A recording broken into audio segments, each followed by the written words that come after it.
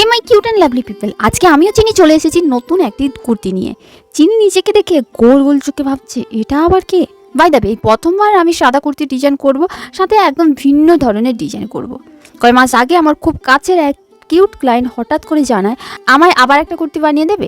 আসলে এটা দিদিভাই 3 নম্বর কুর্তি। উনি আমার খুব পুরনো এক ক্লায়েন্ট, সামনের বছর দুর্গাপুজোতে পুরো ফ্যামিলির জন্য অর্ডার করেছিল, আর এটা নিয়ে দিদিভাই 10 পিস অর্ডার হলো। তাই বুঝতে পারছো কতটা কাছের, তাই তাকে কি আর মানা করা যায়। তাছাড়া দিভাই হাতে সময় নিয়েই আসে, বরাবর তাড়াহুড়ো করে না। এই কুর্তিটাকে দিভাই বলেছিল ফুলের ডিজাইন করে দিতে, এক সাদা রঙের সাথে আবার ফুল, এত কিছু করা যেতে পারে ভেবেই আমার মাথা পুরো খারাপ। কখনো ভাবছি এটা করব, কখনো ভাবছি ওটা। আর এটা করার কয়েকদিন আগে ওই পুরো শাড়িটা যে ফুল দিয়ে এঁকেছিলাম ওটা বানিয়েছি, মানে তারও রেশ ঠিক মতো কাটেনি।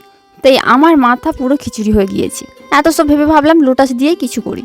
আর লোটাস মানেই সবার প্রথমে যে আর্ট ফর্ম মাথায় আসে সেটা হলো মধুবানী। আর এই প্যাটার্নের কিছু কাজও দেখেছিলাম, সেটার কথা মাথায় আসে, তাই এইভাবে মাঝে পেন্টিংটা করেছি। তারপরে ভাবলাম কলকা কি দেবো না, তারপর আবার মনে হলো গলার কাছে ফাঁকা লাগছে, তাই এখানেও দিলাম এবং ফুল বডিতেও কাজ করলাম। যতক্ষণ না কমপ্লিট হচ্ছে একটার পর একটা দিয়েই যাচ্ছি। এদিকে আমার যেখানে 2 দিন লাগার কথা সেখানে 4 দিন লেগে গিয়েছে। আসলে নতুন ধরনের ডিজাইন করতে বরাবরই বেশি সময় লাগে, তাই আমার মনে হয় অনেক ডিজাইন কোনোদিনও কপি করা উচিত নয়। তার কাজ থেকে আইডিয়া নিয়ে তুমি নতুন কিছু বানাবো, আবিষ্কার করো, বাট কপি করো না। এখানে লাইট ও ডিপ গ্রিন দুটো কালারই ব্যবহার করেছি, কিন্তু ক্যামেরাতে কেন জানি না বোঝা যাচ্ছে না। জানি না এই দুটো একসাথে কেমন লাগবে, খুব চিন্তা হচ্ছিল যদি না পছন্দ হয়। কিন্তু দিভাই বললো তার তো খুব খুব পছন্দ হয়েছে। তোমাদের কেমন লেগেছে জানিও, দেখা হচ্ছে কালকে।